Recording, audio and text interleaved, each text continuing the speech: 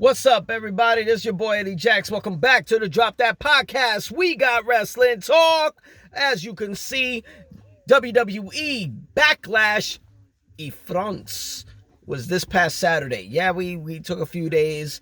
I had to dissect the 5-match card on Peacock for Backlash in France.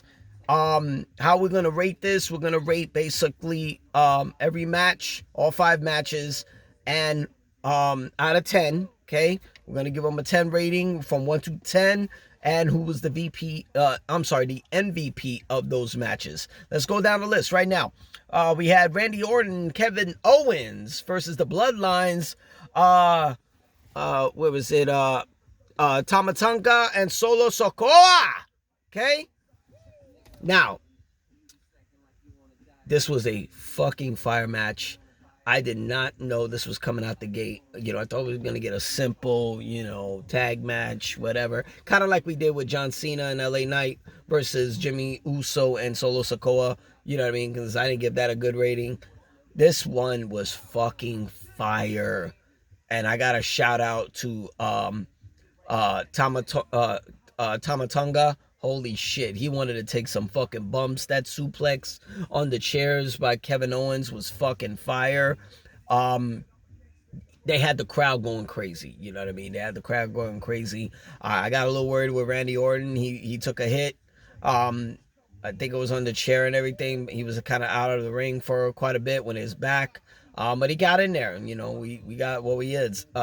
I give the crowd was feeling this, and this was supposed to be a regular tag match. So much chaos went in it that Raw GM Adam Pearce made this shit a fucking street fight. Oh, I'm sorry, not Adam Pearce. Apologize. Nick Aldis, GM for SmackDown, said, "Fuck this." You know what I mean? Being the hometown hero over there, this guy just said, "Fuck it, we're gonna do a street fight." So thank you, Nick Aldis. You are a fucking badass of a SmackDown GM. I gave this match. Oh, I'm sorry. We had the winner of the Bloodline and the brother of Tama Tonga, Tanga Toa. The brother finally reunited, and the newest member of the Bloodline joined in and fucking helped get the win for the Bloodline. I gave this match a 9.5.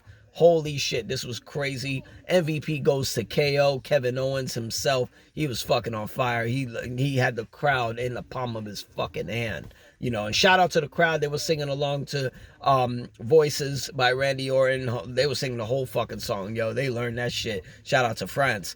Okay, we had the triple threat match. Bayley defending the WWE Women's title against Tiffany Stratton and Naomi.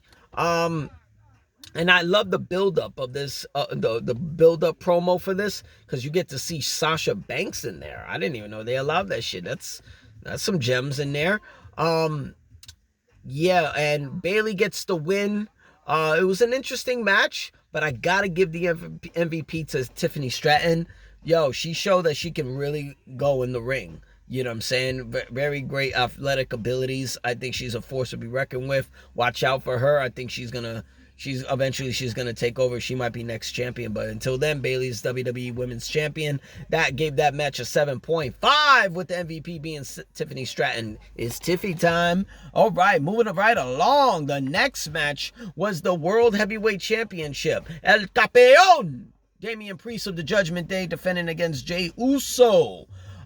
This was interesting. It had a slow build, and it got very entertaining later. Interesting.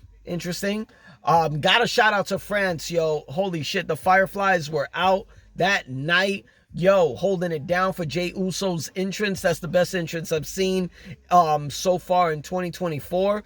They got the top spot. Jey Uso got the top spot. They feeling it. I think that was a smart idea, whoever created it, to get probably those light bracelets, so they can fucking, bam with Jey Uso and his entrance music. Damian Priest retains the title with the help of Judgment Day. I gave that match a solid 8. Really great match. Interesting ending though, but it was a really great match. MVPs, a dual MVP, I gotta give it to Damian Priest and Jey Uso. They had pretty good communication in the ring. Yeah, I thought it was dope. Moving right along, we had the WWE Women's Tag Team Championship on the line as the Kubaki Warriors, Asuka and Kairi Sane of Damage Control, defending against the dominant team of the EST, Bianca Belair, and the fucking Quiet Storm, Jade Cargill herself. A lot of miscommunication in this match. A lot of miscommunication. I think the hype was up, or maybe they couldn't hear it. The France crowd. The France crowd was literally their own fucking soundtrack. They were just fucking saying shit in the crowd just the entire night. You know, I don't know if the superstars were able to hear each other. You know what I'm saying? There was a lot of a lot of miscommunication. We had a referee that fucked up, where Kairi Sane was the illegal tag. The legal tag, and she was going for the fucking pin, and he said, "No, you're not the illegal competitor. You know that Asuka is." But then he allowed it. Still wanted Kairi Sane up, but still allowed it and had her tagging Asuka. It's fucking weird. I don't think that guy should have been the referee for that match. The ref was he sucked. Just sorry to say. That match, I gave it a 6.5. It was very interesting, but the MVP, no surprise, had to give it to Jade Cargill. Holy shit. She did a fucking flying crossbody from the rope on both Kubaki Warriors. And the way she caught Kairi Sane, flipped her around for a fucking finisher. Holy shit. That had the crowd like, oh shit. Jade is going to fucking kill this division if she keeps doing what she's doing. Holy shit. Salute to the new and the winners of the match, new WWE Women's Tag Team Champions, Bianca Belair and Jade Cargill. You know what I'm saying? Like, first African American women to be tag team. Well, no, actually, I'm sorry. They go in history. I think the first ones were Naomi and Sasha Banks. So they're the second team. You know what I mean? But I think this is going to be a very dominant team than it was before. So salute to them. Jade Cargill, Bianca Belair. Salute to your tag team championship. I hope there's going to be some interesting storylines to challenge. I hope they got something coming up, but I can trust Triple H.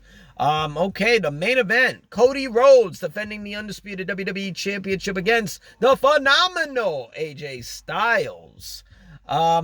This was a slow build, but this match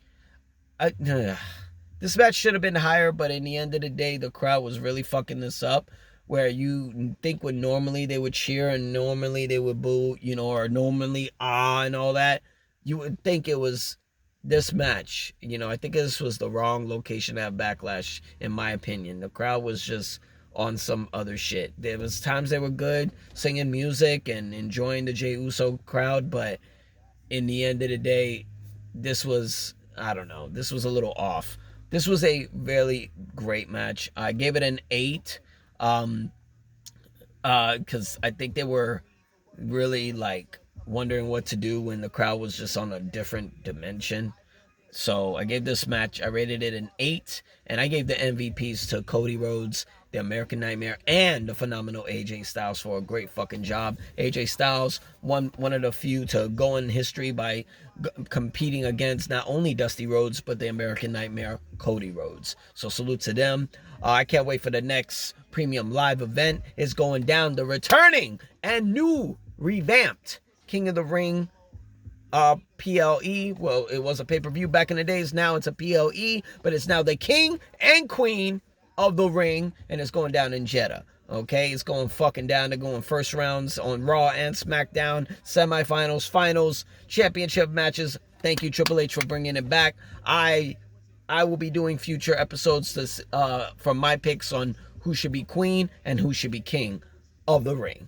I'm your boy Eddie Jackson. This is the Drop That Podcast. You can find us on on youtube.com/@DropThatPodcast. Hit that subscribe button, like the page. Shout out to our sponsor, Laidback TV, where it's over 10,000 channels, movies on demand, over all sports fucking channels, okay? We're coming for the #1 spot. You can get them on your Androids, iPhones, and your Fire Sticks. Check them out on laidbacktv.com if you don't fucking believe me, and tell them Eddie Jack sent you, all right? I'm your boy Eddie Jax. Thought I'd remind you. Okay? We out of this bitch. Peace!